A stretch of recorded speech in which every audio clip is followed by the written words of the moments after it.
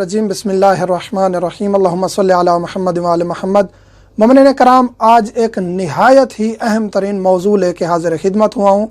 आज का टॉपिक है कि ख़ातून नामहरम जिससे शादी हो सकती है वो मर्द के लिए हमेशा के लिए या मुअक्कतन हराम हो जाती है, वो किस तरह हराम होती है। यानी कोई भी ख़ातून या अपनी बीवी मर्द के लिए हराम कब हो जाती है।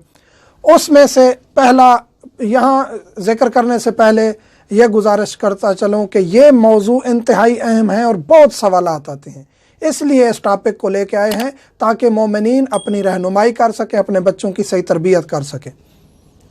लड़के के भाई से बदफेली करने से, किसी भी लड़के से दूसरे लड़के ने या मर्द ने बदफेली की है, नऊज़ बिल्लाह मिन ज़ालिक, लूती फेल अंजाम दिया है किसी भी लड़के के साथ, उस लड़के की बहन, माँ या बेटी से, यानी बाद में उसकी बेटी हुई है या उसकी बहन है या उसकी माँ है, यानी इन तीनों से निकाह नहीं कर सकता। हमेशा के लिए करने वाले पर मफ़ऊल की माँ, बहन, बेटी हराम हो जाएंगी।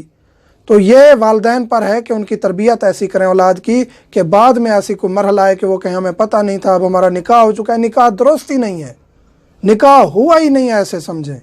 तो ये बहुत बड़ा मसला है, बहुत बड़ी मुसीबत है, इससे बचना बहुत ज़रूरी है।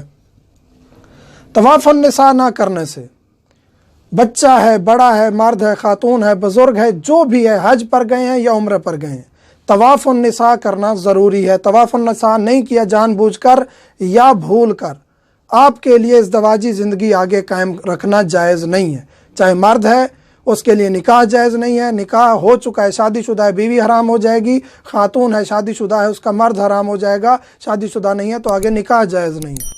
तो इस सूरत में तवाफ़ुन निसा करना इस सिलसिले के लिए वैसे भी वाजिबात में से हज उम्रे के, और इसके लिए तो बहुत ज़रूरी है कि उसका इज़्दवाजी सिलसिला मुनक़ते हो जाएगा।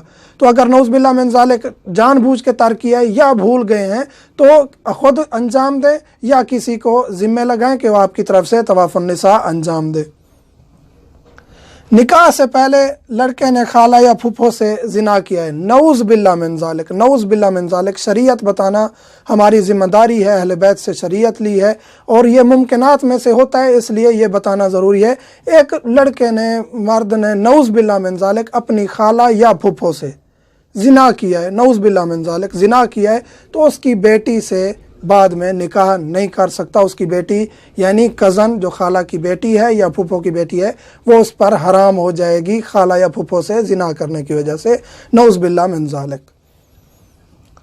शादीशुदा के साथ जिना किया है, एक मर्द ने, एक लड़के ने शादीशुदा ख़ातून के साथ नऊज़ बिल्लाह मिन ज़ालिक जिना किया है और फिर वो शादीशुदा ख़ातून तलाक लेती है, बेवा हो जाती है, किसी भी सूरत में ये लड़का बाद में उस ख़ातून से कभी शादी नहीं कर सकता, वो हमेशा के लिए हराम हो जाएगी, हमेशा के लिए।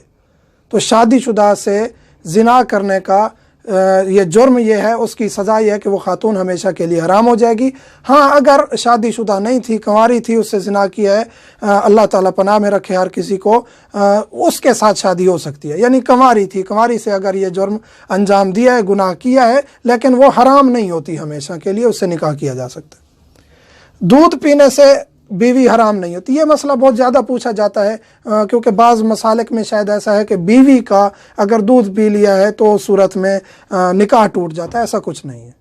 बीवी का अगर दूध पी लिया है तो ये करना नहीं चाहिए, जायज़ नहीं है ऐसा जानबूझ के दूध पिया। अगर भूल के चंद कतरे इंसानी लज्जत में मुंह के अंदर चले गए हैं तो ये हराम भी नहीं है, गुनाह भी नहीं है, निकाह भी नहीं टूटता। निकाह तो टूटता ही नहीं है। जानबूझ के अगर पिया है तो वो जायज़ नहीं है, गुनाह है, लेकिन इसका कोई कफ़ारा नहीं है या ना ही निकाह टूटता है। ये सवाल बहुत ज़्यादा पूछे जाते हैं, इसलिए बताना ज़रूरी है। वती बेदोबर करने से, ये मसला भी बहुत ज़्यादा पूछा जाता है, सवाल किया जाता है। आजकल की दुनिया जो है मोबाइल, सोशल मीडिया और इस पे कुछ ऐसी चीज़ें देखी दिखाई जाती हैं जैसे इंसान बाज़ ऐसी चीज़ों में मुब्तला हो जाता है जिसका फिर सवाल भी उठता है शरीयत की तरफ से। तो ख़ातून को अपनी बीवी को पीछे से मक़अद की तरफ जमा करने से निकाह नहीं टूटता, निकाह नहीं टूटता। निकाह फ़िक़्ह जाफरिया में ऐसा नहीं है कि आसान है कि बस तलाक गुस्से में तलाक दे दी तो निकाह टूट गया, कोई ऐसा छोटा मोटा फ़ेल अंजाम दे दिया निकाह टूट गया, ऐसा नहीं है। तलाक 3 तलाक़ें शरई लिहाज से, एक तलाक हो, इद्दत हो, फिर तलाक हो, फिर इद्दत हो, उसके बाद बीवी हराम होती है। 3 तलाक़ें हों, इद्दत गुजारे, फिर बीवी हराम होती है। और तलाक भी ऐसे सिद्क नहीं करती कि बस तलाक तलाक तलाक कह दिया, नहीं, तलाक की भी शराइत हैं फ़िक़्ह जाफरिया में। और ऐसे नहीं है कि बीवी हर वजह से तलाक याफ्ता हो जाए या जल्दी में जो भी तलाक दी जाती है। बहरहाल तलाक के अहकाम हम तफसीली बताएंगे, यहाँ जिक्र करना मकसूद है कि निकाह नहीं टूटता। हाँ, अगर बीवी राज़ी नहीं है तो ऐसा फ़ेल अंजाम देना जायज़ नहीं है, गुनाहगार हैं, ऐसा फ़ेल अंजाम ना दे। अगर बीवी राज़ी है तो फिर भी मकरूह है, किराहत शदीदा है, यानी कभी फ़ेल है, लेकिन निकाह नहीं टूटता। तो ये तमाम मसाइल ज़िक्र करना इसलिए ज़रूरी था कि ये मुब्तला बे मसाइल हैं और इसकी तरफ मुतवज्जे कराना ज़रूरी था।